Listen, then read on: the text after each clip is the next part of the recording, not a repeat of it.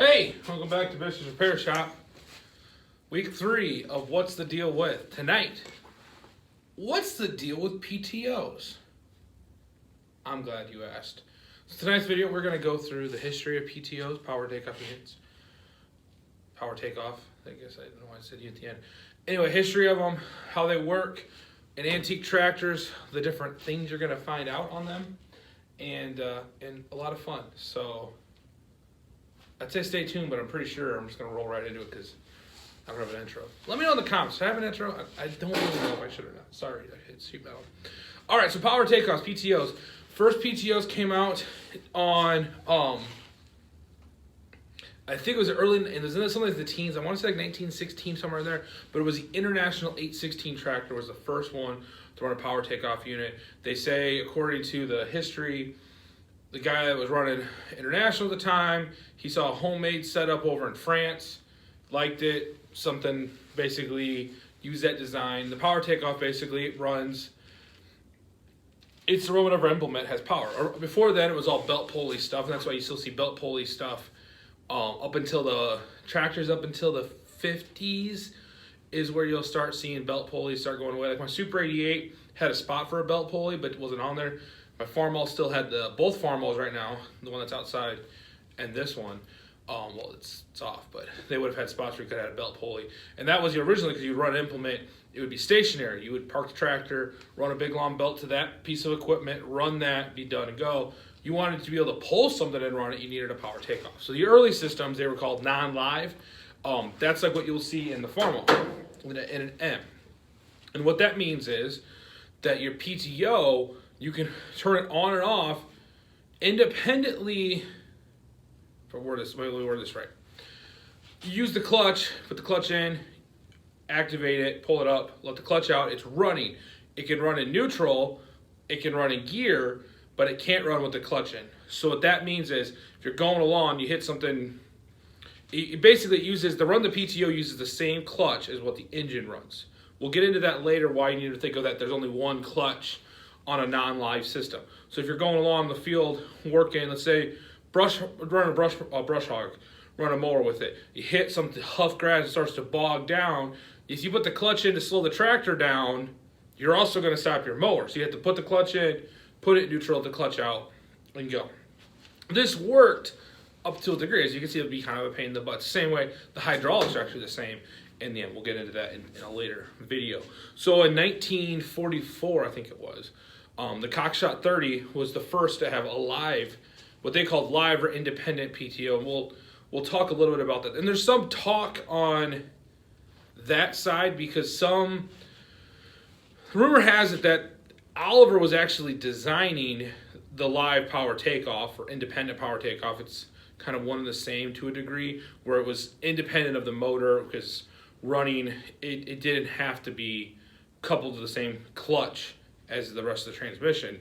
But what happened during the wartime, because manufacturers couldn't make new products, they couldn't develop new products, some of the engineers, the story goes, the engineers that were working at Oliver helping design the new power takeoff left to go work for Cockshut because there was already a relationship there. At that time, the Cockshut 70 was an Oliver 70, but then there was also other models. Cockshut was using models from like Co-op, and so there was kind of a few different models there, or companies that they were having to make their tractors. So some of those, the story goes that some of the engineers had actually went to go work for Cockshut, and that's why Cockshut came out with it. But Oliver came out with it very soon after that. I believe the 70s never had them, but it would have been on the 77. I believe they had the same style as like what is on my Super. And so that is what they call some will either call it a live or an independent. And the reason why and if you go on the internet, there's a whole lot of different talks on which is what. The way I'm reading it and the way I believe it is if you, with a live, the mechanism is off the same clutch. So it's like halfway down, if you put the clutch halfway down, it's the tractor clutch or the transmission clutch, and then the rest of the way down is the PTO. So if you're going in the field, you can put it halfway in, stop the tractor, PTO still runs all the way, and the PTO would stop. None of my tractors have that. Obviously, this is not live. The 70 is not live. It's going to run with the transmission. And the Super, You saw that video of how I pulled that PTO shaft out. We'll get into that. So that's more what they would consider independent. So an independent means that there's actually two clutches. There'll be a clutch for your transmission and a clutch independently of that for your PTO, which means you can work them independently of each other. That's why it's called independent. So you can be going along the field and then activate your clutch for your PTO. You can put your clutch in to stop your tractor, your PTO is still going. Now, how that works is different. So we talked about on the independent, or the not independent, the not live, how there was one clutch. So that would be one clutch, one shaft that comes out of that, solid shaft, goes into the transmission, runs all that stuff. Now, even back before like this, like the Farmall, there were some PTOs that would only run if you were actually moving. That was a little bit different. The Farmall would run, you can have it in neutral, and the PTO will still spin with the clutch out. So what they do on the independent, like on the Oliver, is there's a hollow shaft. So you have your flywheel. Let's say they hand the flywheel, and this hand's the pressure plate. You're gonna have a hollow shaft that goes into the pressure plate and stops. It doesn't go to the flywheel. Stops at the pressure plate, and then there'll be inside that hollow shaft, there'll be another shaft. And like on the Olivers, that's that big long one that goes all the way from the back of the motor all the way to the back of the tractor. And I'm going to show you what that looks like here in a second once I get done explaining it. So that shaft is what drives your PTO, and that's connected to the engine. So that means whatever you're doing with that clutch and the hollow shaft that travels through is independent of the tractor, which makes it way handier. That's what basically independent is, kind of goes along from then on. I mean, in newer tractors, some are hydraulically controlled, there's electronic solenoids, which is a switch you flip and it kicks on.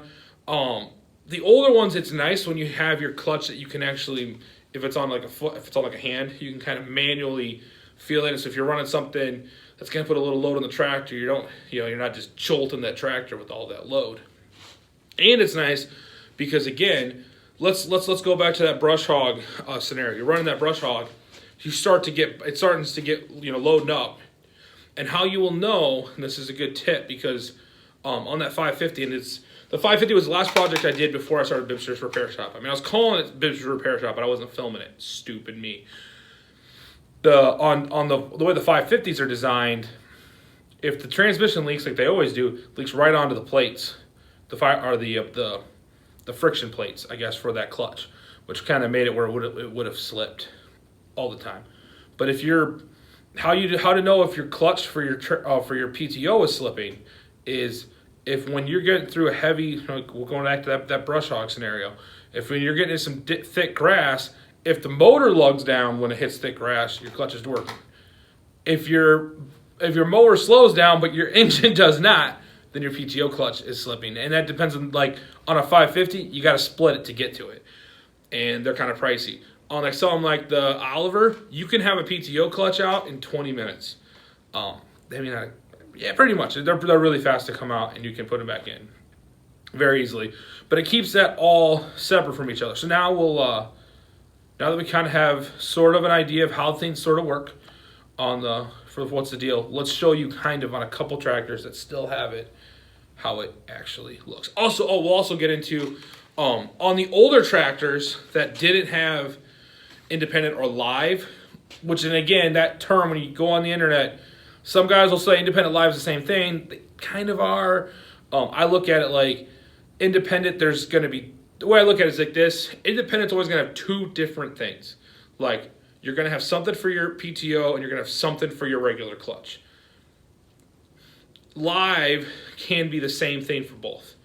And again, I think there's like Massey's that might have been that way. I'm really not familiar with, because all the tractors I always had, or I've always been around, well, actually everything I always had was always new enough to be independent, like the Olivers.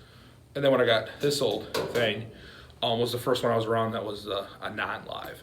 So let's take you to the Oliver quick. I'll bring you right back, and we can kind of show you sort of how the mechanism works. So the Oliver, it's kind of cool. I like how that works. So hold on a second, bring it back. All right, so we're back here on the working end of the PTO for the Oliver. So how it'll actually work is, actually there's a greaser right there. So there's a little, there's actually a little throw-out bearing that sits right here, and then the clutch pack is in this piece. So that shaft that we talked about that runs this, let's close that back up. Goes from here all the way up to the front of the motor. All the way up to the front. So when you take it out, you gotta have a ton of room back here. And then this is how you engage it. There it's engaged. There it's disengaged. And then there's just a gear. And when you engage it, there's a gear on the end of the shaft that comes through. There's a gear on it. And when you engage it, basically it turns another gear that turns the shaft here. So this turns free now. But if I actually put this in, it doesn't turn anymore because you're moving with the whole thing. So that's the early ones were 540, and then they went up to 1,000 when the needs got better. But remember I talked about them not being in standard locations. Now look where the 70's at. It's way up there versus where the hitch is at. See where the hitch is way down there? It's up here. And that's because at the time, they were just trying to run, with how these would run. They were just trying to get a gear out and kick it out the back of the transmission. It wasn't too worried about where it was at. They eventually, and I was trying to find the actual ISO number, there was a point where they actually standardized where it had to be within a certain range. So that way tractors were all the same. And that's when you start to get to, you see this where it's a lot closer to where, that one's like way up here. Which means, when you're up nowadays, if you notice, like, it's going to be something turning there and you're sitting right. If anything goes wrong with that, it's going to be definitely a not fun situation. So, but yeah, so that's what's the deal with, geez, I can't talk. What's the deal with PTOs? On this, in this particular model, the shifter is, that little shifter right there. You can't hardly see it. See if I can get this into focus. It's hard to see, but it's right there is the shifter for it. For the actual PTO. So makes it where in a lot of them, like on this one, I believe when you turn your PTO on, it also is going to turn your belt pulley.